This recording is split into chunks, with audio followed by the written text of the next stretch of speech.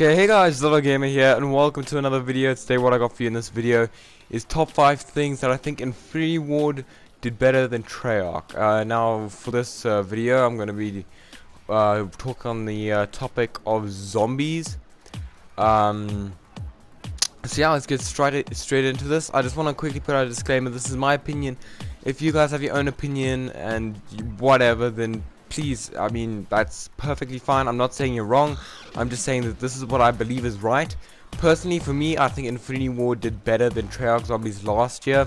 Because, I mean, I was really disappointed in how Treyarch just refused to listen to us. How they came up with extremely bad maps. And I'm not a proud season pass owner of Black Ops 3. So anyway, starting this list off with number 5. I'm just gonna, start off with something small, something that, doesn't really affect you too much. But one thing that I really felt that I just preferred in Infinite Warfare is the Fate and Fortune card system. I found that it was a lot more easier to use than gobble guns in Treyarch. And I mean, it wasn't game-breakingly OP. And it was just a lot better overall, and I think that they really did well with that. I mean, even the quote-unquote perkaholic, I mean, it wasn't that OP. They managed to sort of dial it down, I suppose, by making it so that you can get to the boss fight, but if you fail, then it's over. You have to use another one. So, I mean, I really like that about Infinity Ward. I think it was a good idea. Because, I mean, you still have to do the boss fight for Ghosts and Skulls, as you see in the gameplay you're watching right now. But anyway, now that we've done with number 4, number 5, let's move on to number 4. Now, at number 4, this topic, I suppose, doesn't really, again, this won't change the game too much, but I feel that, all the little mini Easter eggs that you get to do for Infinite Warfare, the side quests that you can do, for example, the Ghosts and Skulls, the David Savage. I can't wait for the new Easter egg or game mode or whatever's coming out when the DLC drops on PC and Xbox, to find out what that is. Because, I mean, with Treyarch, I mean, sure, yeah, they've had side quests, but, like, in the end, it always, I suppose, like, came back around to do the main storyline, or you had to do these side quests to do the main storyline. Whereas with Infinity Ward, you don't have to. I mean, you can do it if you want. Ghosts and Skulls, it's a good thing to have, but it's not 100%. You have to have it. Anyway, now that I'm done with number 4, let's move on to number 3. Now, at the number 3 spot, this is something that's actually really really pissed me off with Treyarch. But it's actually listening to the community. I felt that Treyarch just was absolutely just refusing to listen to us. Because, I mean, without us buying their game and, supporting their content, we wouldn't, the game wouldn't be a thing. Treyarch wouldn't even be able to make Call of Duties.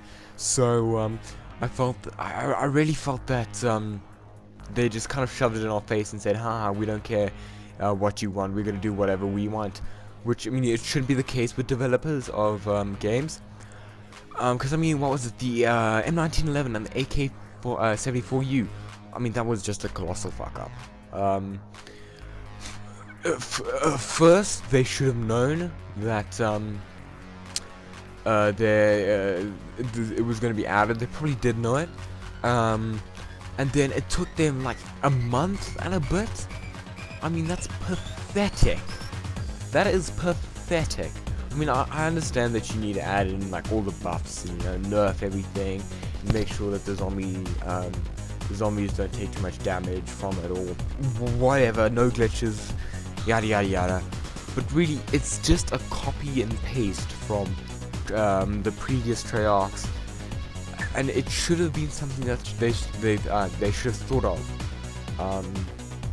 before it. So I was really disappointed with that. And with Infinity Ward, they've been listening to us the entire way. I mean, we wanted Extinction back. they brought it back. We wanted a you know, averagely decent super Easter egg.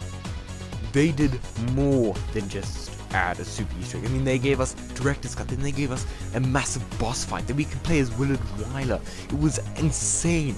They added every DLC gun into the Magic Bill and every map, which was absolutely brilliant.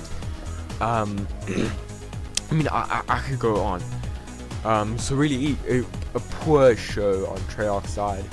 Again, it doesn't mean that the whole of Black Ops 3 was bad, but it's just I'm disappointed with what they came up with. Anyway, moving on to number 2, the maps themselves. So with the maps, I thought it was Infinity Ward. They nailed it every time. They put in a training spot for people who like to go for high rounds. They had interesting Easter eggs with different storylines, with new things to learn, new characters.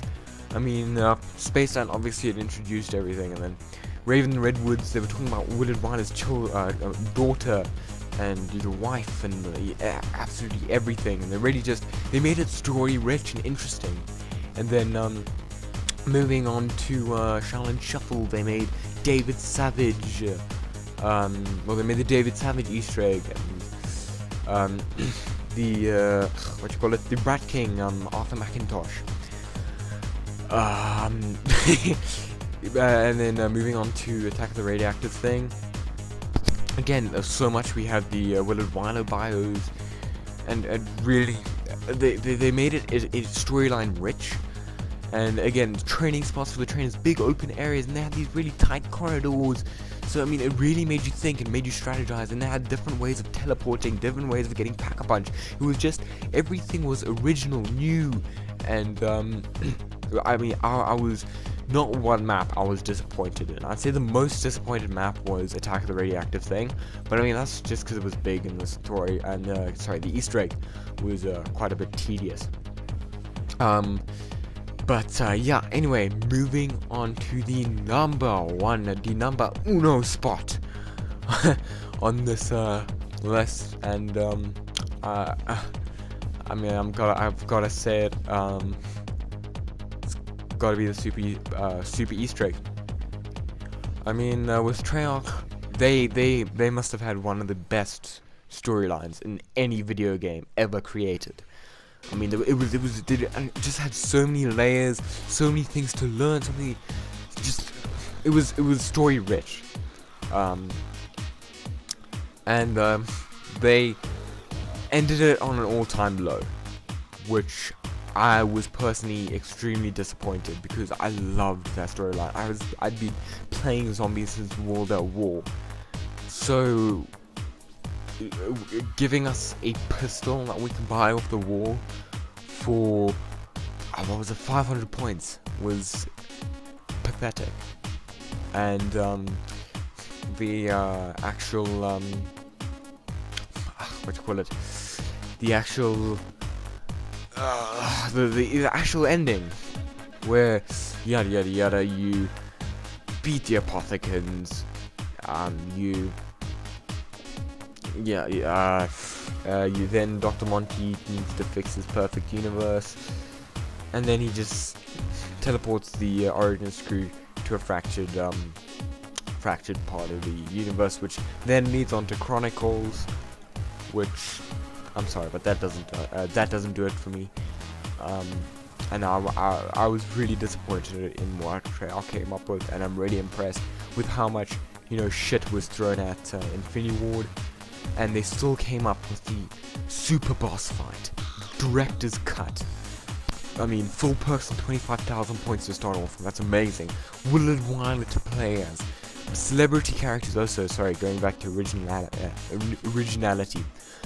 So I mean, congratulations to Infinity Ward, and thank you so much for making an amazing DLC season. And I can't wait for what you guys are going to come up with in the next when the DLC launches for Xbox One and PC. Now before I leave, I just want to quickly give a shout out to my two friends who have asked to give a shout out for Brownie Plays. Please remember to subscribe, and please also remember to subscribe to B&H Entertainment. Anyway guys, that's all for the video. I hope you did enjoy. If you did, please remember to hit that like button. I really do appreciate it, and I'll see you in the next video. Peace.